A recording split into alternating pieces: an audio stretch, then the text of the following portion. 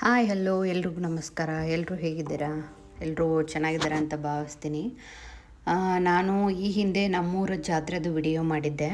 So ಅದರಲ್ಲಿ ನಾನು ನಿಮ್ಗೆ ಹೇಳಿದ್ದೇನೆ, ಇದು ನಮ್ಮೂರಿನಲ್ಲಿ ಏನು ಜಾತ್ರೆ ಆಗುತ್ತೆ ಅದೇನೋ ಒಂದು ಮಾಮೂಲಿ ಹಾಗೆ ನಾವು ಜಾತ್ರೆಯನ್ನು ಸೆಲೆಬ್ರೇಟ್ ಮಾಡಲ್ಲ. ಅದಕ್ಕೆ ನಿಜವಾದ ಒಂದು ಹಿಂದೆ ಘಟನೆ ನಡೆದಿರೋದಕ್ಕೆ ಒಂದು ಸತ್ಯವಾದ ಘಟನೆ ಹಿಂದೆ ಜರುಗಿರುತ್ತೆ. ಅದಕ್ಕೋಸ್ಕರನೇ ಅದನ್ನೇ ಫಾಲೋ ಮಾಡ್ಕೊಂಡು ಬಂದಿದ್ದೀವಿ ಅಂತ ಹೇಳಿದ್ದೆ. ಅದೇನು ಕತೆ ಏನಂತ ಹೇಳಿ ನಾನು ಹೇಳ್ತೀನಿ ನೆಕ್ಸ್ಟ್ ವಿಡಿಯೋದಲ್ಲಿ ಅಂತ ಹೇಳಿದ್ದೆ ನಿಮಗೆಲ್ಲ. ಏನಾಯಿತು, ಯಾಕೆ ನಾವು ಈ ಥರ ಲಕ್ಷ್ಮೀ ದೇವಿ ಜಾತ್ರೆಯನ್ನು ನೈಟ್ ಹೊತ್ತು ಮಾಡ್ತೀವಿ, ಏನಾಗಿತ್ತು ಅಂತ ಹೇಳ್ತೀನಿ. ಸುಮಾರು 1947 ಟೈಮ್ಗೆ ನಮಗೆ ಸ್ವಾತಂತ್ರ್ಯ ಸಿಗದೇ ಇರೋಕ್ಕಿಂತ ಮುಂಚೆ ಆಗಿರೋ ಘಟನೆ ಇದು. ನಮ್ಮೂರಿನವರೆಲ್ಲ ಹಳ್ಳಿಗಳಲ್ಲೆಲ್ಲ ಮುಖಂಡರು ಎಲ್ಲ ಸೇರಿ ಹೋರಾಟ ಮಾಡ್ತಿರ್ಬೇಕಾದ್ರೆ ಬ್ರಿಟಿಷರು ನಮ್ಮ ಊರಿನ ಗೌಡ್ರನ್ನು ಬಂಧಿಸಿ ಅವ್ರ ಜೊತೆ ಇದ್ದ ಮತ್ತೊಂದಿಷ್ಟು ಮುಖಂಡರನ್ನೆಲ್ಲ ಬಂಧಿಸಿರ್ತಾರೆ. ಅದು ಕಾಗಲ್ಲು ಅನ್ನೋ ಮಹಾರಾಷ್ಟ್ರ ಅನ್ನೋ ಒಂದು ಊರಿದೆ, ಕಾಗಲ್ಲು. ಅಲ್ಲಿ ಹೋಗಿ ಅವರನ್ನು ಬಂಧಿಸಿ ಜೈಲಿನಲ್ಲಿ ಹಾಕಿಬಿಡ್ತಾರೆ.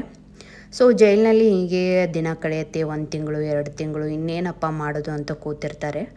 ಒಂದಿನ ಅವ್ರಿಗೆ ಏನೋ ಒಂದು ಶಬ್ದ ಕೇಳುತ್ತೆ, ಏನೋ ಡೊಳ್ಳು ಬಾರಿಸೋರ ಥರ, ಏನೋ ಒಂದು ಫೆಸ್ಟಿವಲ್ ನಡೆಯೋ ಥರ ಕೇಳಿಸ್ತಾ ಇರುತ್ತೆ. ಏನಪ್ಪ ಇದು ಅಂತ ಅಲ್ಲಿರೋರಿಗೆ ಕೇಳ್ತಾರೆ. ಅಲ್ಲಿರೋರು ಹೇಳ್ತಾರೆ, ಇಲ್ಲ ಇಲ್ಲಿ ಪ್ರತಿ 3 ವರ್ಷಕ್ಕೊಂದು ಸರ್ತಿ ಜಾತ್ರೆ ನಡೆಯುತ್ತೆ ಲಕ್ಷ್ಮೀ ದೇವ್ರದ್ದು ಅಂತ ಹೇಳ್ತಾರೆ. ಸೊ ಅದಕ್ಕೆ ಅಲ್ಲೇ ಜೈಲಲ್ಲೇ ಕೂತ್ಕೊಂಡು ಭಕ್ತಿಯಿಂದ ನಮ್ಮೂರಿನ ಗೌಡರು ಬೇಡ್ಕೋತಾರೆ, ತಾಯಿ ನನ್ನ ಇಲ್ಲಿಂದ ಬಿಡಿಸು, ನಾನು ಇಲ್ಲಿಂದ ಮುಕ್ತ ಮಾಡಿಸು, ನಾನಿನ್ನು ನಮ್ಮೂರಿಗೆ ಕರ್ಕೊಂಡೋಗಿ ಇಲ್ಲಿ 3 ವರ್ಷಕ್ಕೊಂದು ಸರ್ತಿ ಏನು ಜಾತ್ರೆ ಮಾಡ್ತಾರೆ, ನಾನು ವರ್ಷಕ್ಕೊಂದು ಸರ್ತಿ ಜಾತ್ರೆ ಮಾಡ್ತೀನಿ ಅಂತ ಹೇಳಿಬಿಟ್ಟು ಬೇಡ್ಕೊಂಡು ಮಲ್ಕೊಂಡ್ಬಿಡ್ತಾರೆ. ಮಲ್ಕೊಂಡಿದ್ದ ಆಮೇಲೆ ನೈಟು ಇದ್ದಕ್ಕಿದ್ದಂಗೆ ಏನೋ ಎಲ್ಲ ಬಾಗಿಲುಗಳು ತನ್ನಿಂದ ತಾನೇ ಓಪನ್ ಆಗುತ್ತೆ.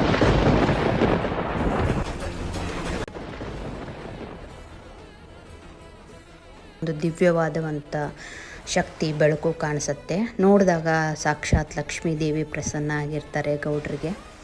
ಸೊ ಲಕ್ಷ್ಮೀ ದೇವಿಗೆ ಹೇಳ್ತಾಳೆ, ನಾನು ನಿನ್ನ ಇಲ್ಲಿಂದ ಮುಕ್ತಗೊಳಿಸ್ತೀನಿ, ನನ್ನ ನಿಮ್ಮೂರಿಗೆ ಕರ್ಕೊಂಡೋಗು, ನಿಮ್ಮೂರಿಗೆ ಬಂದು ನೆಲೆಸ್ತೀನಿ ಅಂತ ಹೇಳ್ತಾರೆ ಲಕ್ಷ್ಮೀ ದೇವಿ.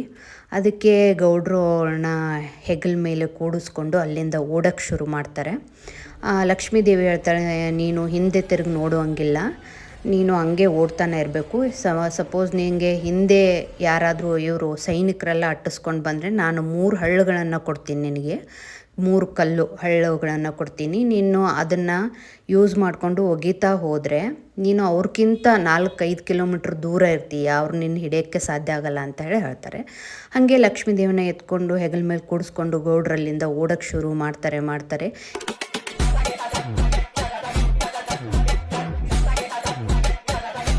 ಹಿಂದೆ ಬ್ರಿಟಿಷರು ಸೈನಿಕರೆಲ್ಲ ಅಟ್ಟಿಸ್ಕೊಂಡು ಬರ್ತಿರ್ತಾರೆ. ಅವ್ರಿಗೆ ಲಕ್ಷ್ಮೀ ದೇವಿ ಕೂತಿರೋದು ಕಾಣಿಸಲ್ಲ, ಗೌಡ್ರು ಮಾತ್ರ ಓಡ್ತಿರೋದು ಕಾಣಿಸುತ್ತೆ. ಸೊ ಕಲ್ಲುಗಳನ್ನು ಯೂಸ್ ಮಾಡಿಕೊಂಡು ಒಂದೊಂದೇ ಕಲ್ಲನ್ನ ಬಿಸಾಕೊಂತ ಅಲ್ಲಿಂದ ಓಡ್ತಾ ಬರ್ತಾರೆ. ಸೈನಿಕರಿಗೆ ಅವ್ರನ್ನ ಹಿಡೋದಕ್ಕೆ ಆಗೋದಿಲ್ಲ ಬ್ರಿಟಿಷ್ ಪೊಲೀಸರಿಗೆ.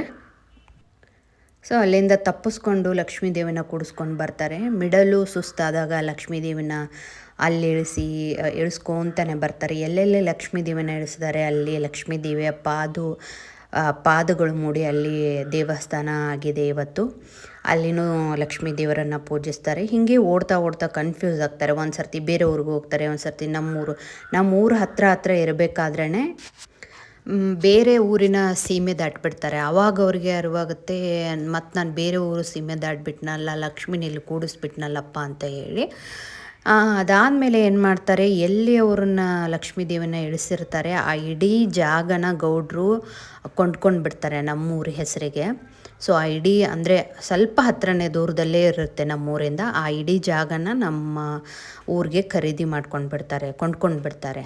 ಅದಾದಮೇಲೆ ಲಕ್ಷ್ಮೀ ದೇವಿಗೆ ಮಾತು ಕೊಟ್ಟಂಗೆ ಬಂದು ಲಕ್ಷ್ಮೀ ದೇವಿಯ ಜಾತ್ರೆ ಮಾಡ್ತಾರೆ. ಲಕ್ಷ್ಮೀ ದೇವಿಗೆ ಅವ್ರು ಹೇಳಿರ್ತಾರೆ, ನನ್ನ ಹತ್ರ ಏನಿರುತ್ತೋ ಅದನ್ನು ನಾನು ಇದು ಮಾಡ್ಕೊಂಡಾದರೂ ಒಂದು ಅಂಬ್ಲಿ ಆದರೂ ಮಾಡಿ ನಾನು ನಿನ್ನ ಜಾತ್ರೆ ಮಾಡ್ತೀನಿ ಅಂತ ಹೇಳಿ.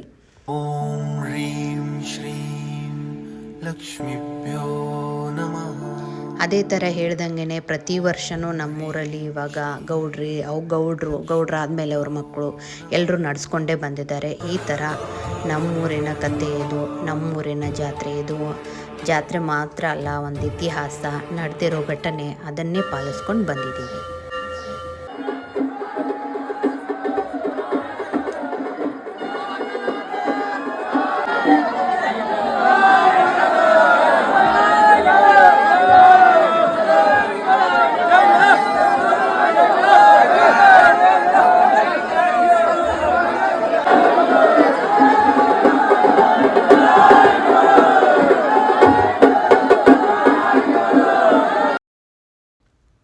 ಇದು ನಮ್ಮೂರಿನ ಜಾತ್ರೆ ಕತೆ. ನಿಮಗೆಲ್ರಿಗೂ ಇಷ್ಟ ಆಗಿದೆ ಅಂತ ಭಾವಿಸ್ತೀನಿ. ಇಷ್ಟ ಆದಲ್ಲಿ ಪ್ಲೀಸ್ ಲೈಕ್ ಮಾಡಿ, ಶೇರ್ ಮಾಡಿ, ಸಬ್ಸ್ಕ್ರೈಬ್ ಮಾಡಿ ನನ್ನ ಎಲ್ಲ ವಿಡಿಯೋಗಳನ್ನು. ನಿಮ್ಮೂರಿನ ಜಾತ್ರೆ ಏನು, ಅದಕ್ಕೇನಾದರೂ ಒಂದು ಇತಿಹಾಸ ಇದೆನಾ, ನಿಮ್ಮೂರಲ್ಲೂ ಈ ಥರ ಯಾವುದಾದ್ರೂ ಸ್ಟೋರಿ ಇದೆನಾ ಜಾತ್ರೆ ಮಾಡೋದಕ್ಕೆ ಅಂತ ಇದ್ದರೆ ನನಗೆ ಕಮೆಂಟ್ ಮಾಡಿ. Thank you.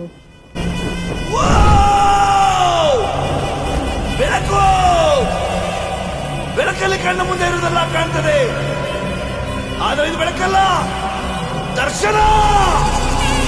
ಹಿಂದೆ ನಡೆದದ್ದು ಮುಂದೆ ನಡೆಯುವುದು ಎಲ್ಲ ತೋರಿಸುವ ಬೆಳಕು ಕಾಣ್ತದ.